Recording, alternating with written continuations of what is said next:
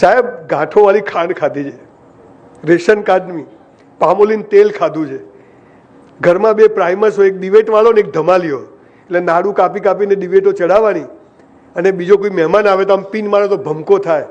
3 સાંધાવાળી સાડી પહેરે મારી બા, પણ મોઢા ઉપર જાણે કરોડપતિની વાઈફ, કસ્તુરબી લાલભી ફેમિલી એવું. એટલે હું મારી બાને ઘણી વાર પૂછ્યું આપણે ગરીબ કેમ છે, એટલે મારી બા બહુ સરસ જવાબ આપે કે જો બેટા, આપણે ગયા જન્મમાં સારા કર્મ નથી કર્યા ને એટલે ભગવાને ગરીબ બનાવ્યા, પણ હવે આપણે સારું કર્મ કરશું ને તો ભગવાન પેલું પૂરું થઈ જશે, એટલે આ લાઈનમાં આવી જશે. અને સાલું એવું આવ્યું કામમાં. હું ઘણી વાર મર્સિડીઝમાં બેઠો, ડ્રાઈવર ચલાવતો, 3 ડ્રાઈવર, 10 ગાડીઓ, તો આંખમાં પાણી આવી જાય કે ઈશ્વરની કેવી કૃપા છે.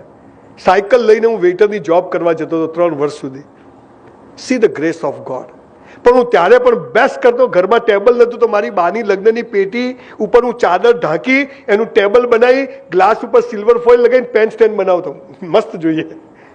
નીચે ગાદી રાખતો, પેલા વાણિયાઓના શેઠિયાઓ ત્યાં હોય એવી ગાદી રાખતો, પાછળ તકીઓ બેસવા. તો મારા બધા દોસ્તો મારા ઘેર આવે, હાલો કે આ બધું મસ્ત રાખે છે. જે કર્યું તે બેસ્ટ કર્યું, અને બેસ્ટ કર્યા પછી ઈશ્વરે જે કોઈ પરિણામ આપ્યું, કોઈ દિવસ મરવાનો વિચાર નથી આવ્યો, સુસાઇડ કરવાનો વિચાર. ઇજ્જત ગઈ તો ગઈ. જ્યારે ભગવાન ઇજ્જત લેવાનું નક્કી કરે તો આપણી તાકાત છે બચાવી શકીએ? છે તાકાત?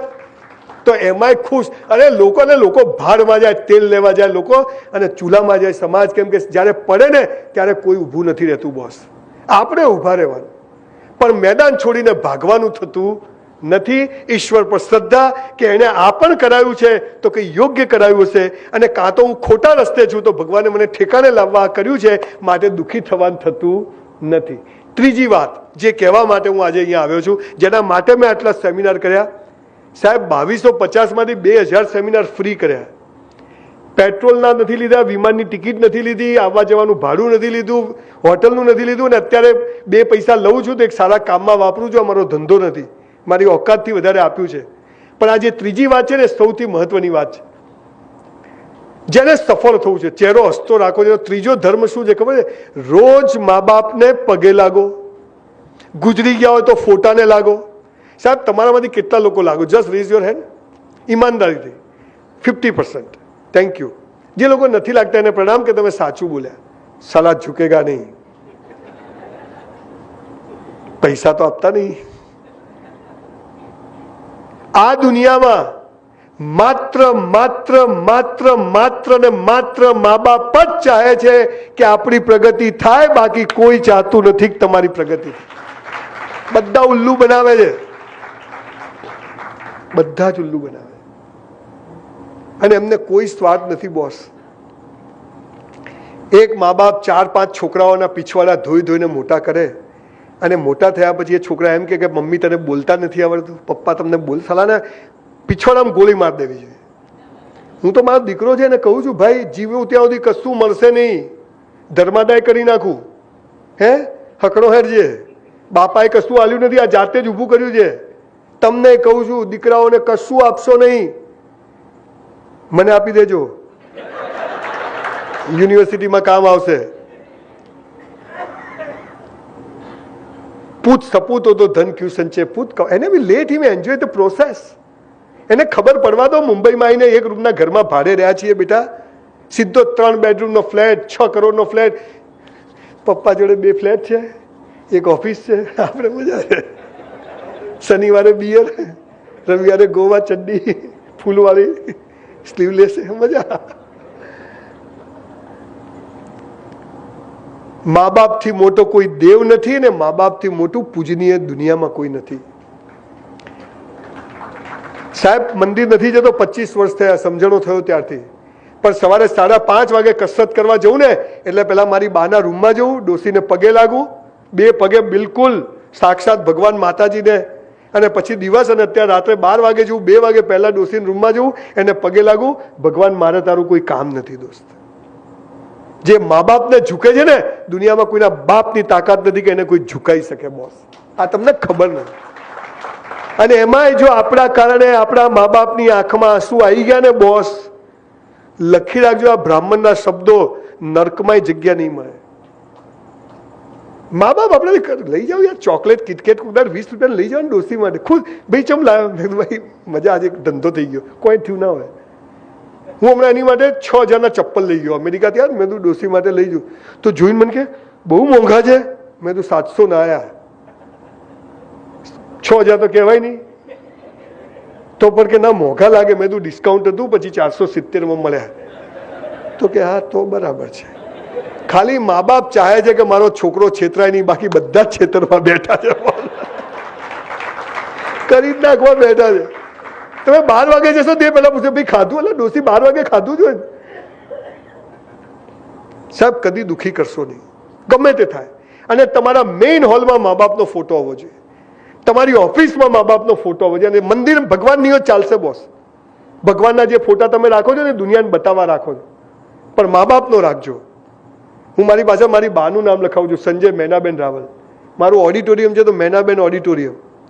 એક અભણ સ્ત્રી સંજય રાવલ પેદા કરી શકે. સાહેબ વિચાર તો કરો તમે, જે સ્કૂલ નથી ગઈ એ સંજય રાવલને પેદા કરી શકે.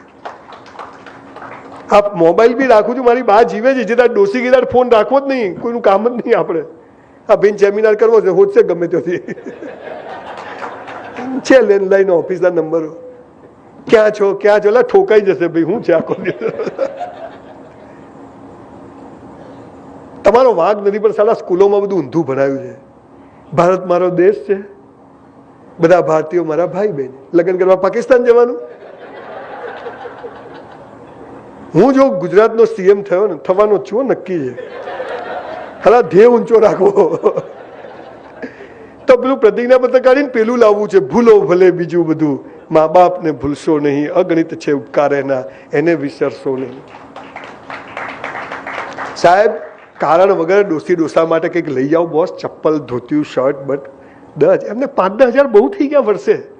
પણ યાદ કરી, મારા ફાધર બીડી પીતા, હું બીડી લઈ જતો હોટલમાંથી પગાતા ને પછી ધીરે ધીરે છોડાવી દીધી મેં એમને સમજાય અને તેમ છોડી દીધી એક જ દિવસે. 20 વર્ષથી પીતા હતા. મને કે ભાઈ વાત સાચી. મેં કીધું કાકા જતા રહેશો બાપુજી? મેં કીધું કે હા. મેં કીધું તમે પીઓ, અમને બી ઈચ્છા થાય. મેં કીધું અમે છે શું, તો છોડી દીધી કાકાએ. મા બાપને દુઃખી કરવાની બોસ. મેં 15 બિઝનેસ કર્યા ને, સેલિબ્રિટીઓ ઉભી હોય, રિબિન કોણ કાપે? મારી બા. હાલા પૈસા હું ખર્ચું ને ગોમ રિબિન કાપે? સેલિબ્રિટી રૂપિયા તો મેં ખર્ચ્યા છે. અને આપણે બધા ગૌરવ લઈએ, અમારે ત્યાં પેલો એક્ટર આવ્યો હતો, એટલે આપણે એના બાપાનું છે. આપણા મા બાપને ઊભા રાખવાના, દુનિયા ઊભી રહે. અને એ જે દ્રશ્ય હોય છે ને, ભગવાન ઉપરથી પુષ્પો વરસાવે, તમને ખબર નથી બોસ. ભગવાન પુષ્પો. આપણે માલ વેચવો છે, માલ બદલાય ના એની ચિંતા. આ બધું કરવાનું કરતા આ કરો એટલે પેલું ઓટોમેટિક થશે. પપ્પા મમ્મી જીવતા હોય તો લઈ જાઓ એમને. આ અમેરિકા લોકો મા બાપને કેમ લઈ જાય? છોકરા રાખવા. સાલા પહેલા તમારા પીછવાડા ધોવે, હવે તમારી ઓલાદના પીછવાડા ધોવે. નર્કમાં જશો. આવું કરવું નહીં. આપણે તો પાલનપુરમાં 3 વર્ષ સંડાસ બાથરૂમ સાફ કર્યા. કીધું અમેરિકા જઈ શું કરવા? અત્યારે એ જ કરે છે. પછી અહીંયા બોટલ લઈને ફરે, વેરી ડર્ટી. સાલા અહીંથી જ ગયો છે તું ભાઈ. હું તો અમેરિકા જઉં ને 20 દિવસમાં તો ડિપ્રેશનમાં આવી જાઉં. ક્યાંય પાનની પિચકારી નહીં, ક્યાંય ગંદકી નહીં, ભિખારી નહીં, લારીઓ નહીં. આ શું ના ચાલે? ચાલ પાછા.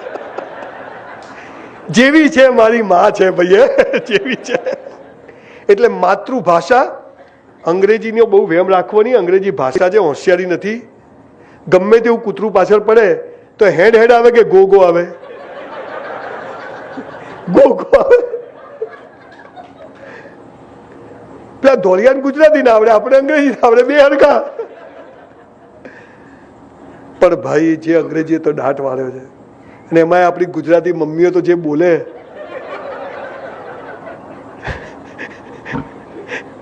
બેટા લેગ્સ ફોલ્ડ કરી દે, પલોઠી મારી ને તો આવું કેવો. અને મારી મા એને કે પલોઠી વાળા. માતૃભાષા, મા અને માતૃભૂમિ, આ 3 માટે જે જીવે ને એને જીવનમાં કદી વાંધો ના આવે. હે ને? આપણી ભાષા, તમે કચ્છી હો તો કચ્છી આવડવી જ જોઈએ. તમે જે કમ્યુનિટી, તમારી દેશી ભાષા, જે તમારી મા બોલતી હતી તમારી ભાષા.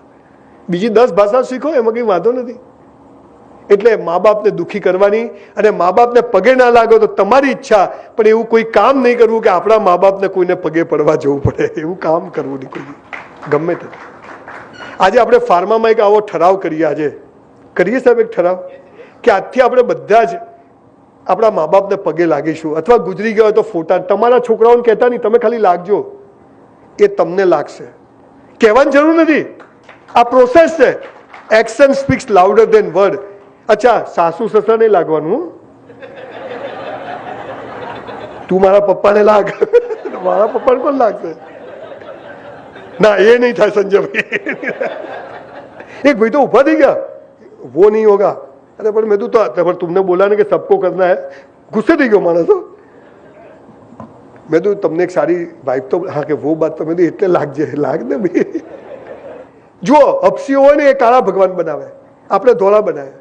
પેલા ત્યાં લંડનમાં ત્યાં લાંબા બનાવે, ત્યાં દાઢીવાળા બનાવે. જેવો માણસ એવો એને ભગવાન બનાવ્યો. એને કલ્પના કરી, એ કહેતો કે આ ફોટો હતો, કોઈ ચિત્ર. કલ્પનાઓમાં માણસે, આપણે કોઈનો વિરોધ નથી, પણ બધું જુદી વાત છે. પણ મા બાપથી મોટો કોઈ દેવ નથી, મા બાપથી મોટું કોઈ પૂજનીય નથી.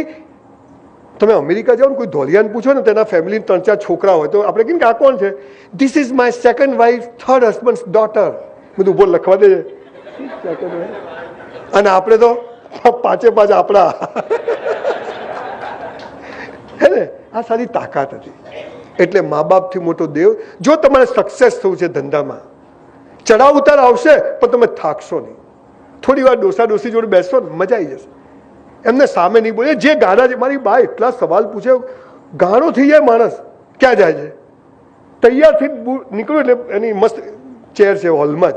ક્યાં જાય છે? મેં કીધું સેમિનાર છે. કોનો સેમિનાર છે? મેં કીધું પટેલ સમાજ. કયા ગામમાં છે? મેં કીધું અહીં છે, આટલા વાગે છે અને આટલા વાગે પૂરો થશે એટલે હું આટલા વાગે ઘેર આવીશ. તો પહેલાંથી નથી કહેવાતું? અમે એટેક આવી જાય. એટલે નાનપણમાં એવા ચૂંટલા ભરેલા યાદ આવી જાય. પણ એ ગરીબીમાં ભલે 3 કાજુ આપે, પણ સૌથી પહેલા કાજુ સંજય રાવલના ખિસ્સામાં હોય. આટલું ટોપરાનો ટુકડો હોય, નારિયેળની કાચલી આવે, 4 ટુકડા કરીને રોજ થોડું થોડું આપે, પણ કહે બેટા ભગવાન સારા દિવસ લાવશે. આ મા બાપને આપણે દુઃખી કરીએ ના ચાલે બોસ. તમે ગમે એટલા પૈસા આવશે ને, જતા રહેશે બોસ.